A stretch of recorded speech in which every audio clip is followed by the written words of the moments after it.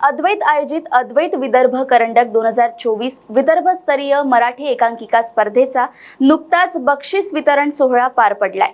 या स्पर्धेत 13 नाट्य संस्था सहभागी झाल्या होत्या। त्यापैकी 8 एकांकिका सादर झाल्या, ज्यामध्ये सर्वोत्कृष्ट एकांकिकेचा व अद्वैत विदर्भ करंडक 2024 चा मान चंद्ररथ थिएटर नागपूर निर्मित द डार्क एज या एकांकिकेने पटकावलाय। वैयक्तिक पुरस्कार प्रथम, द्वितीय व तृतीय पुरस्कार एकूण 8 विभाग करून देण्यात आलेले होते।